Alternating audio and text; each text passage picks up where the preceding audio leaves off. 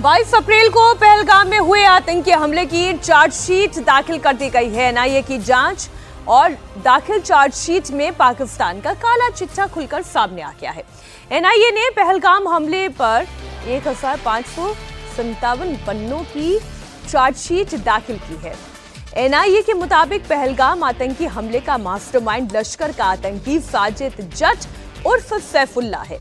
NIA ने अपनी chargesheet में पहलगाम टेरर अटैक के लिए लश्कर तैयबा और उसके टेरर विंग टीआरएफ को जिम्मेदार ठहराया है। एनआईए की चार्जशीट में 3 और पाकिस्तानी आतंकियों के नाम हैं जिन्हें ऑपरेशन महादेव में मार गिराया गया था। ये आतंकी थे फैजल जट उर्फ सुलेमान शाह, हबीब ताहिर उर्फ जिब्रान और हमजा अफगानी। इन तीनों आतंकियों को मदद देने के आरोप में एनआईए ने पहलगाम के 2 निवासी बशीर अहमद जोथर और परवेज अहमद जोथर को 22 जून 2025 को गिरफ्तार किया था। गिरफ्तार किए गए दोनों पर 3 पाकिस्तानी आतंकवादियों सुलेमान शाह, हमजा अफगानी और जिब्रान को पनाह देने और लॉजिस्टिकल सपोर्ट देने का आरोप है। तो पहलगाम पर हमले की जो पहली चार्जशीट है उसमें पाकिस्तान प्रायोजित ये साजिश रही, आतंक की कुंडली खोल दी गई। पहलगाम में 26 बेगुनाह भारतीयों का खून बहाने वाला आतंकी साजिद कौन है वो भी आपको बता देते हैं। साजिद जट का असली नाम हबीबुल्लाह मलिक है। इसे लोग सैफुल्लाह के नाम से जानते हैं। ये पाकिस्तान के पंजाब प्रांत के कसूर का रहने वाला है। हाफिज सईद के आतंकी संगठन लश्कर तैयबा और उसके विंग टीआरएफ का टॉप कमांडर है। इसके ऊपर घाटी में भर्ती, फंडिंग और घुसपैठ का जिम्मा है। जांच एजेंसियों को शक है कि साजिद जट इस्लामाबाद से ऑपरेट करता है। साजिद उर्फ सैफुल्लाह एनआईए की मोस्ट वांटेड लिस्ट में भी शामिल है। इस पर 10 लाख रुपए का इनाम है। आतंकी कहां से आए थे विनोद जी, हम सब जानते ही हैं। बस ये है कि हम चार्जशीट का इंतजार कर रहे थे जिससे कि दुनिया को एक और प्रूफ हम दिखा सके। आतंकी कहां से प्रायोजित किए जाते हैं, कहां से उनकी ट्रेनिंग होती है, वो आतंकी संगठन कहां से ऑपरेट करते हैं, ये सारी बातें हैं।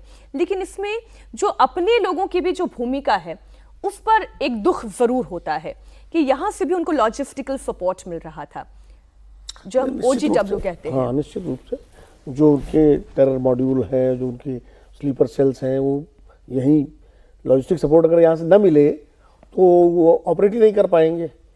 और कश्मीर तो छोड़िए, मुंबई में 26/11 हुआ था, उनको भी लॉजिस्टिक सपोर्ट मुंबई में मिला था।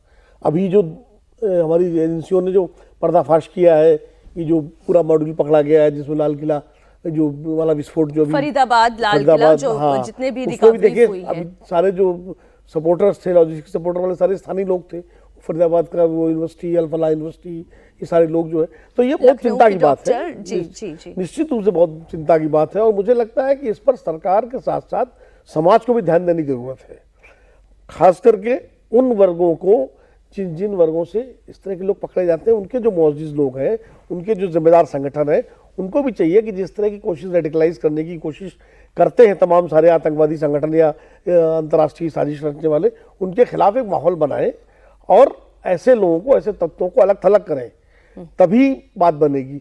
वरना क्या होगा कि होता क्या है कि ऐसे में मान लीजिए 4 निर्दोषी पकड़े जाते हैं तो एक आध निर्दोष भी मारा जाता है उसमें, तो वो उसका भी नुकसान। तो इसलिए ये लड़ाई सिर्फ सरकार की नहीं है, ये लड़ाई पूरे देश की है, पूरे समाज की है। और बिना किसी मतभेद के, बिना किसी भेदभाव के सबको इसमें एकजुट होना चाहिए, तभी इस आतंकवाद के दंश का हम मुकाबला कर पाएंगे। कानून अपना काम करेगा। चार्जशीट दाखिल हुई है, उनको पकड़े जाएंगे, जो पकड़े गए उनको सजा होगी, कुछ मार दिए गए, लेकिन ये रुकना चाहिए सिलसिला तभी जब पूरा समाज इसके खिलाफ एकजुट होगा, पूरा देश एकजुट होगा। नहीं, लेकिन फिर वही तो समाज, एक अमुक समाज में मैं नाम लेके नहीं कहती, लेकिन तब भी वो खड़ा हो जाता है कि आप टारगेट कर रहे हैं, आप नेम एंड शेम कर रहे हैं, आप ब्लेम कर रहे हैं। लेकिन एक फिल्म आ जाती है तो भी यहाँ पर लोग विचलित हो जाते हैं कि भाई क्यों पाकिस्तान के खिलाफ ऐसी फिल्म भारत में बना दी गई। पाकिस्तान का ओरिजिन क्या है, पाकिस्तान की अब आज की हकीकत क्या है, ये तो दुनिया देख रही है ना। ये चार्जशीट कह रही है, चार्जशीट कह रही है। अभी ऑस्ट्रेलिया में जो यहूदियों के पर्व त्योहार पर जो हमले हुए, आप देखिए ना, एक पिता और पुत्र दोनों आतंकवादी। एक बाप ने अपने बेटे को आतंकवादी बनाया, वो ISIS में था, दोनों मिलकर के वहाँ करने चले गए। तो ये इतना आसान नहीं। जो पहलगाम हमला था 22 अप्रैल को, उसने इस बात को साबित किया है फिर से कि मुसलमानों के अंदर एक बहुत बड़ा वर्ग है जिसके लिए अपने मजहब की उसकी अपनी परिभाषा है, उसके अनुसार वो दूसरे मजहब के लोगों को मारकर बताना चाहता है कि हम कौन है। और 22 अप्रैल सामान्य ये वैसे भी मारते थे, पहले भी वहां इस प्रकार से आतंकवादी घटनाएं हुई, जब सिखों का हुआ है, कश्मीरी पंडितों का हुआ है, हिंदुओं का, लेकिन पूछ पूछ कर और भूल होने पर बिल्कुल उसका पैंट खोल करके देखना, उससे कलमा पढ़वाना, ये क्या था ये। और उसके पीछे जो अभी विनोद जी कह रहे थे, उसमें तो पूरी कहानी दी हुई है कि वो आया है तो कैसे ठहरा है, उसको भोजन कराया गया है, जगह बताया गया है, उन चारों के भी नाम उसमें है, ऑपरेशन महादेव में उनको मार दिया गया ये भी बताया है। और अभी जो आपने प्रश्न किया है, अभी दिल्ली विस्फोट के बाद इस देश में जमीयते उलमाए हिंद जो मुसलमानों का सबसे बड़ा संगठन है, उसके प्रमुख भोपाल में खड़ा होकर कहते हैं कि अगर जुल्म होगा तो जिहाद होगा। एक आदमी खड़ा होकर, किसी मुस्लिम संगठन ने या विपक्ष के नेता ने खड़ा होकर नहीं कहा कि यह कट्टरपंथ है, इसका हम सबको साथ मिलकर विरोध करना चाहिए, अगर सरकार की गलती है उस पर भी चर्चा हो।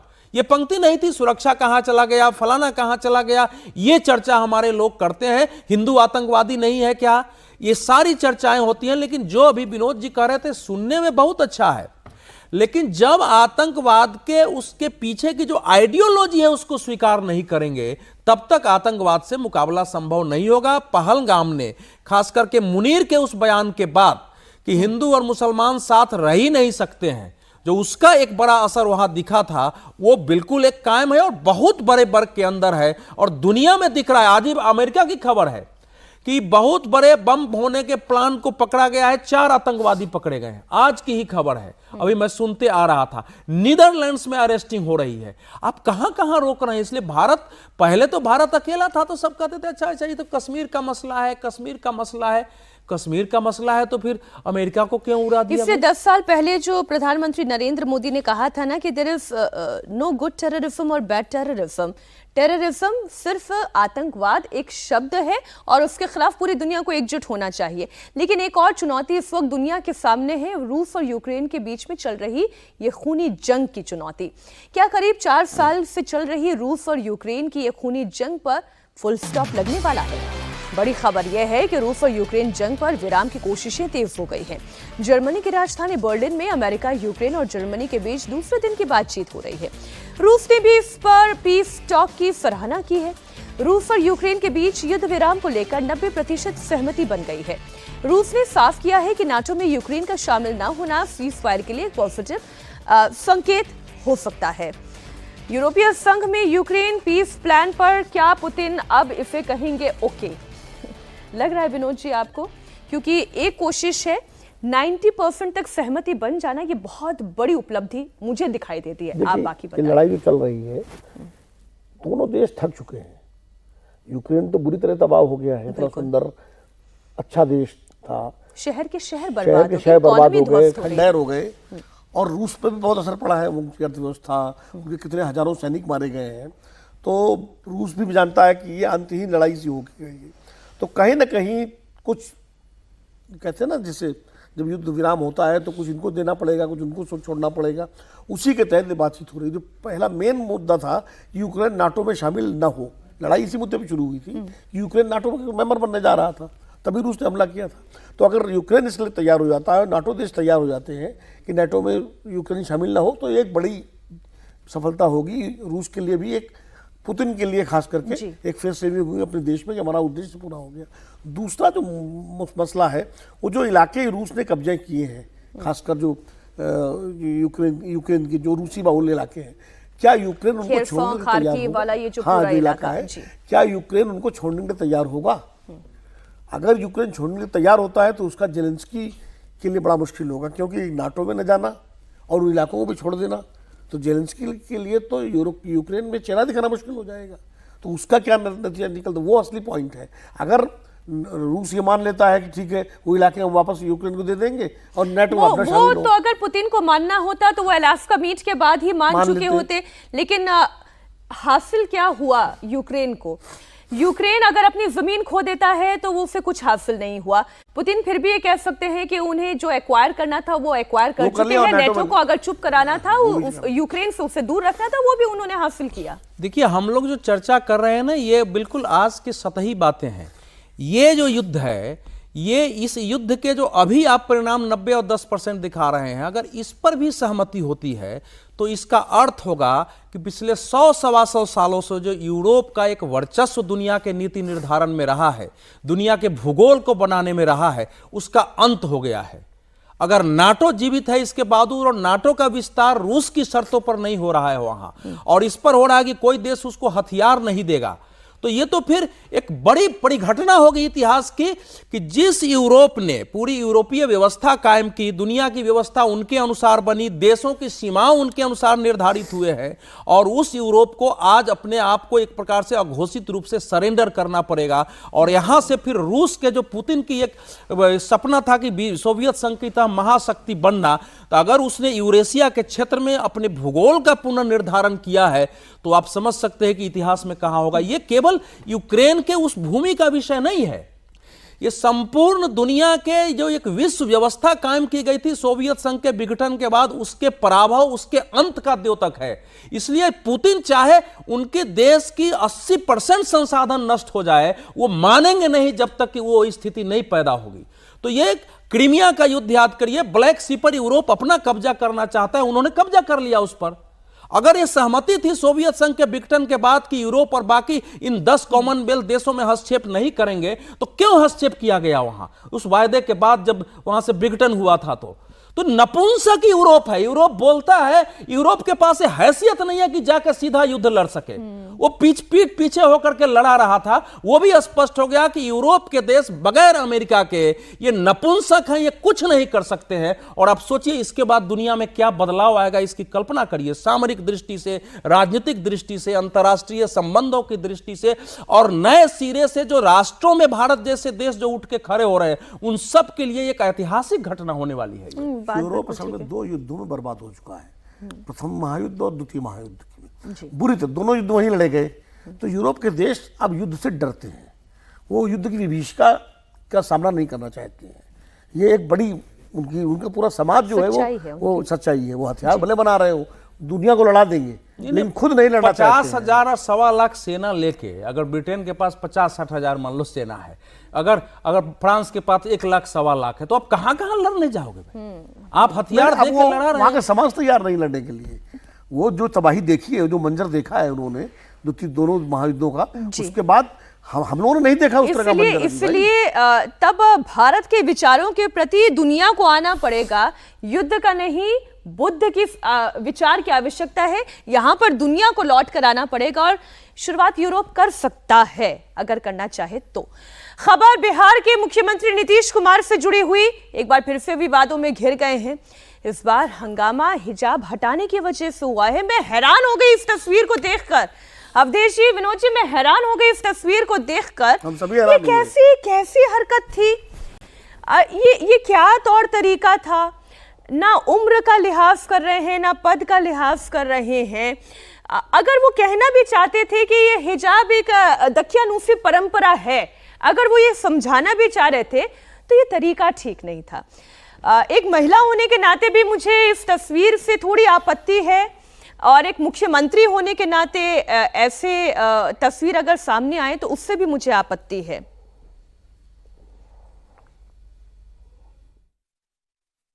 सार्वजनिक मंचों से जिस तरह से मुस्लिम महिलाओं का अपमान हुआ है, ये बता रहा है कि आदरणीय मुख्यमंत्री श्री नीतीश कुमार जी की अब वो स्थिति नहीं है कि वो इस पद पर बने रहें, पूरी तरह से गड़बड़ा गए हैं। माननीय मुख्यमंत्री जी की क्या हालत है, इससे दिख रहा है ये महिलाओं का अपमान है। एक और 10,000 रुपया दे रहे हैं, दूसरी ओर सार्वजनिक मंचों से मुस्लिम महिलाओं का अपमान हो रहा है। आखिर ये क्या हो रहा है? मुझे समझ में नहीं आ रहा अवधेश जी, उनके दिमाग में उस वक्त क्या चल रहा था। एक पहलू मैं ये समझती हूँ, क्योंकि मैं हिजाब की परंपरा के खिलाफ हूँ। ये भी कहती हूँ कि भाई जिसको जो पहनना है, जो जिसकी स्वतंत्रता वो चाहते हैं, हमारा देश इसकी स्वतंत्रता देता है। बट मुख्यमंत्री के पद पर बैठा हुआ व्यक्ति अगर किसी का हिजाब खींच रहा है, उसकी मनोस्थिति क्या है? गरिमा कहाँ है? सम्मान कहाँ है? नहीं, पहली दृष्टि से देखने पर किसी के अंदर भी यही भाव पैदा होता है जो आपके अंदर है, इसमें कहीं कोई डाउट नहीं है। इसलिए लेकिन मुख्यमंत्री अब नीतीश कुमार जी मुख्यमंत्री हैं, इतनी आयु है, हमको आगे पीछे की घटना का पता भी नहीं है। मैं किसी भी परिस्थिति में महिला के वस्त्र को छू कर खींचने का समर्थन नहीं कर सकता हूं। मैं इसका तो कभी कतई नहीं कर सकता हूं। लेकिन शायद अब एक ठीक है, उन्होंने कहा कि अरे तुम पढ़ी लिखी हो, क्या पहनती हो, तुम चेहरा उतार के रखो, बोल भी सकते थे। वो उनका भाव था यही कि सब हम ये जो हम दे रहे हैं आपको, चाहे जो भी प्रमाण पत्र दे रहे हैं, ये तो सब पढ़े लिखे लोगों के लिए है। डॉक्टर हो आप, फलाने हो, क्या पहनती हो, ये वो वही कहना चाह रहे थे। लेकिन अब उनका अपना तरीका है और ये वीडियो बहुत वायरल है और जितने पार्ट का वायरल है उसके आधार पर कोई भी तर्क उनके पक्ष में नहीं दिया जा सकता है। मैं तो स्वयं हिजाब के पक्ष में नहीं हूं। और अभी तो हमारे प्रधानमंत्री जॉर्डन की यात्रा पर थे और जॉर्डन को आपको पता है ना कि जो मोहम्मद पैगंबर साहब से 2 वंश निकले, एक उनका कुरैश कबीला का वंश था और एक उनकी बेटी के साथ जो हजरत अली थे और फातिमा हजरत थी, उनके साथ हाशिम वंश का निकला है। तो ये जो जॉर्डन के जो पूरा परिवार है शाह का, वो उसी हाशिम वंश से आते हैं। और महिलाएं क्या मॉडर्न वस्त्र पहनी हुई हैं, सबकी तस्वीरें साथ में दिख रही है, बैठी हुई है, साथ में खाना खा रही है, मार रही है। तो दुनिया के मुसलमानों के लिए समझने की जरूरत है कि मोहम्मद पैगंबर साहब का वंशज हजरत अली, जिनको कि उनके दामाद थे, उनकी बेटी शाह फातिमा, जो जहां से वो वंश चला है, उसके ड्रेस देखो और आप यहां क्या कर रहे हो। तो वो भी दृश्य है। लेकिन मुख्यमंत्री जी का वो तरीका जो है वो स्वीकार नहीं है। विनोद जी, नीतीश जी पहले भी विवादों में आ चुके हैं। विधानसभा विधान परिषद में जो महिलाओं पर उन्होंने एक बयान दिया था, बड़ी अभद्र टिप्पणी की थी। उस वक्त तो बीजेपी बहुत हमलावर थी क्योंकि नीतीश जी आरजेडी के साथ थे उस समय। और उसके बाद ये तो मुझे कहीं लगता है कि नीतीश जी के साथ जो हम लोग बार बार कहते हैं, उनके स्वास्थ्य की स्थिति जो है, मानसिक स्थिति कई बार गड़बड़ा जाती है और इसलिए वो इस तरह की हरकतें कर बैठते हैं कई बार। और क्योंकि ये इसको तो कोई इसका औचित्य ठहरा नहीं सकता, जस्टिफाई कर अगर मतलब आप अपनी बेटी से भी अगर आप बात कर रहे हो तो भी आप ऐसे नहीं कर सकते। आप यही कहेंगे कि भाई इसको हटाओ, ये क्या है, तुम मुंह ढके हुए हो। मुझे भी ये लग रहा था कि वो भी माइक लेके ये कह सकते थे कि आप जो बात अभी अवधेश भी कहते हैं कि आप जिस समाज से आते हैं, पढ़े लिखे महिलाओं का प्रतिनिधित्व आप करते हैं। तो आप इसको हटाइए, इसकी क्या जरूरत है, ये कह सकते थे। और वो चीज नहीं तो उनको इस बात, विनोद जी, उनको इस बात की खींच भी तो हो सकती थी कि हमने इतना सेकुलर बनाने की सबको कोशिश की। अब आप सब आज आप वकीलों की तरह बचाव मत करिए। नहीं, इनका टिप्पणी ले रहा हूं, कोई कहीं से जस्टिफाई। बुजुर्ग आदमी है, उनको हम लोग थोड़ा बहुत अगर कर देते हैं तो हम लोगों को क्या करना चाहिए? बुजुर्ग है, ठीक है, इसलिए और बुजुर्ग के परिचय देना चाहिए, नहीं करना चाहिए। बिल्कुल उनको कहना चाहिए। जैसे एक बड़ा बेटी को कह रहे हैं कि कैसे क्या पहनी हो, क्या पहने हो, है हटाओ बेटा इसको, वो थोड़ा ज्यादा बेहतर होता। अब आप ऐसे खींच रहे हो। अब वहां से कोई रिएक्शन आएगा तभी समझ में आएगा कि क्या परिस्थिति थी, क्या उनकी मनोस्थिति थी, वो करना क्या चाहते थे या कहना कुछ चाहते थे। और जो उन्होंने कर दिया वो उतना क्लिप अच्छा नहीं दिख रहा है, ये तो हम सब कहेंगे। गोवा अग्निकांड को लेकर अब गुनहगारों का पक्का हिसाब होगा। खबर आपको दे दें, 25 लोगों की मौत का जिम्मेदार कौन है, किसकी वजह से पूरा क्लब लाक्षागृह बन गया, तमाम पाबंदियों के बावजूद ये क्लब कैसे बेरोक-टोक चल रहा था, इन तमाम सवालों के जवाब अब मिलने जा रहे हैं आपको। क्योंकि गोवा क्लब अग्निकांड से जुड़ी हुई बड़ी खबर सामने आई है। थाईलैंड से आज वापस लूथरा ब्रदर्स लाए जाएंगे। सौरभ लूथरा और गौरव लूथरा आज दोपहर 1:45 बजे उन्हें दिल्ली लाया जाएगा, जहां से गोवा पुलिस दोनों को अपनी कस्टडी में लेगी। कोर्ट में पेश कर दोनों भाइयों को ट्रांजिट रिमांड पर गोवा ले जाएगी। गोवा अग्निकांड में लूथरा ब्रदर्स समेत अब तक कुल 8 लोग गिरफ्तार किए जा चुके हैं। 6 दिसंबर शनिवार की वो रात जब बर्ज बाय रोमियो लेन क्लब में भीषण आग लग गई थी। इस हादसे में 25 लोगों की मौत हो गई थी। हर कोई इंतजार कर रहा था कि कब लूथरा ब्रदर्स भारत लाए जाएंगे, वो क्यों फुकेट चले गए, 25 लोगों की मौत कैसे हुई या कैसे लगी, कैसे बिना रोक टोक के ये क्लब चल रहा था। बहुत सारे सवाल इस वक्त विक्टिम फैमिलीज के भी मन में हैं, हमारे भी मन में हैं। अब वो हिसाब किताब होगा, ये तो बात पूछी जाएगी ना विनोद जी। और केवल लूथरा ब्रदर्स नहीं, मैं तो ये कह रही हूँ कि गोवा की जो पुलिस है और जो वहां का प्रशासन, ये सवाल तो उनसे भी पूछा जाना चाहिए। 2 साल पहले जो क्लब बंद हो जाना चाहिए था, वो कैसे चल रहा था। बिल्कुल, ये सवाल सबसे पहले तो उन्हें से पूछा जाना चाहिए। लूथरा ब्रदर्स के खिलाफ तो मुकदमा हो गया, वो तो कटघरे में आ गए, उनको सजा मिलेगी। लेकिन जो इस पूरे जिम्मेदार हैं वहाँ के प्रशासन के लोग, स्थानीय निकाय के लोग, जिनकी जिम्मेदारी है ऐसे क्लबों को का पूरा जो है देखना कि वहाँ सुरक्षा व्यवस्था क्या है, आग के प्रतिरोधक क्या है, सारे जो मानदंडों कसौटी पर जो है वो खरे उतरते हैं कि नहीं उतरते हैं, उसके बावजूद आप चलने दे रहे हैं। और गोवा के बाद भुवनेश्वर में भी इसी तरह घटना हुई है, वहां भी एक क्लब में आग लगी है। लकीली सुबह दोपहर के टाइम में वो आग लगी तो उस वक्त वहां पर कोई था हाँ नहीं, नहीं, वरना वहां भी बड़ा वही हादसा हो जाता। ऐसा हादसा हो सकता था। तो ये प्रशिक्षित है पूरी व्यवस्था पर कि इस तरह के हादसे उपहार कांड से शुरू करिए आप, सबसे बड़ा दिल्ली को दहला देने सबसे वाला, बड़ा। और गोवा क्लब तक इतने हादसे हो चुके हैं। लेकिन हमारे यहाँ जो स्थानीय अधिकारी है, स्थानीय प्रशासन है, वो सब चलता है जी, इसी भाव में सारा काम करते हैं। पैसों का लेन देन होता है, खुलेआम जो है रिश्वतखोरी होती है, और सारे अवैध काम होते हैं। इसमें तो खबर ये भी थी कि एक ही पते पर इतने सारे जो हैं वो फ्रेंचाइजी खोले जा रहे हैं, नियमों को ताक कर दिया, शेल कंपनियां भी खोल दी एक ही पते पर। देखिए, लूथरा ब्रदर्स को क्रिमिनल बनाने वाला हमारा प्रशासन और पुलिस है। आज जो इतनी बड़ी घटना हुई है, अगर सरकार की अवैध भूमि पर नाइट क्लब चल रहा है, जिसको बाद में पता चला ये तो लैंड ही सरकार की है और उसको तोड़ के गिरा दिया गया, तो उसकी अनुमति किसने दी? अगर वो अवैध बन गया तो बिना उसके रजिस्ट्रेशन पेपर के उसमें बिजली कैसे लग गई, सारे उसको एनओसी कैसे मिल गया है, और उसकी पैसे कहाँ कहाँ जा रहे थे? ऐसे तो हो ही नहीं सकता है। बाकी जहां तक देखिए, एक एड्रेस पर कंपनी बनाने का सवाल है, ये हो सकता है रजिस्ट्रेशन, इसमें मुझे कहीं उसका ऑफिशियल एड्रेस कहाँ है वो भी होना हुआ है। एक एड्रेस पर हम 5 लोगों के 5 कंपनियां बना सकते हैं। आजकल दिल्ली में एड्रेस की कमी होती है, बड़े शहरों में, उसमें मुझे कोई दिक्कत नहीं लग रही। वो तो आ गया कि 40-42 कंपनियां, लेकिन मुझे लगता है उसमें कुछ सेल कंपनियां होंगी, कुछ ही अच्छी होंगी। भाई 22-23 शहरों में उनके जो है हॉस्पिटलिटी बिजनेस है, उनके रेस्टोरेंट्स है, बार हैं, विदेश में भी 4-5 जगह है, तो वो तो यहां तक बढ़ाने वाला कौन होगा? और 5 मिनट के आधे 15-20 मिनट के अंदर उनका टिकट छोटे से में अगर मैं समेटूं सर, जब प्रशासन अपनी आंखें बंद कर लेता है ना, तभी इस तरह से क्लब में आग भी लगती है, और तभी भारत में घुसपैठ भी होती है।